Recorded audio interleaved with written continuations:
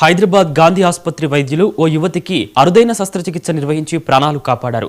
ఆసిఫాబాద్ జిల్లాకు చెందిన పల్లవి అనారోగ్య సమస్యలతో స్థానిక ప్రభుత్వ ఆసుపత్రిలో చేరింది. అక్కడ వైద్య పరీక్షలు నిర్వహించిన వైద్యులు వరంగల్ ఎంజీఎంకు రిఫర్ చేశారు. అక్కడ కూడా పల్లవిని పరీక్షించిన వైద్యులు గాంధీ ఆసుపత్రికి వెళ్లాలని సూచించారు.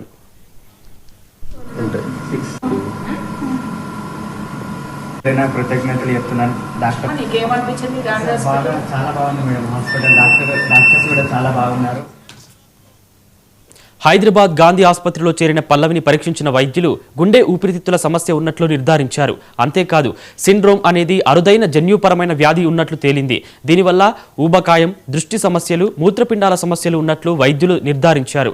దాదాపు 10 రోజుల పాటు పల్లవికి వైద్య పరీక్షలు నిర్వహించిన గాంధీ వైద్యులు అరుదైన వ్యాధిని గుర్తించి doctor Ravindra, doctor Tribhuvan, doctor Harshita, doctor రాజశేఖర్తో కూడిన వైద్య బృందం పల్లవికి ఆపరేషన్ చేసి ప్రాణాలు కాపాడారు. Keep going. We wish you don't want cases to come, but wish you become expertise in on rare cases like this.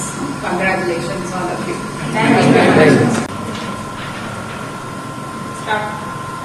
ఇది గాంధీ హాస్పిటల్లో చేసిన అరుదైన గుండె శస్త్రచికిత్స గురించి 25 సంవత్సరాల్లో ఉన్న అన్న పల్లవికి పుట్టుకతోనే సంక్రమించిన గుండె వ్యాధి ఉంది.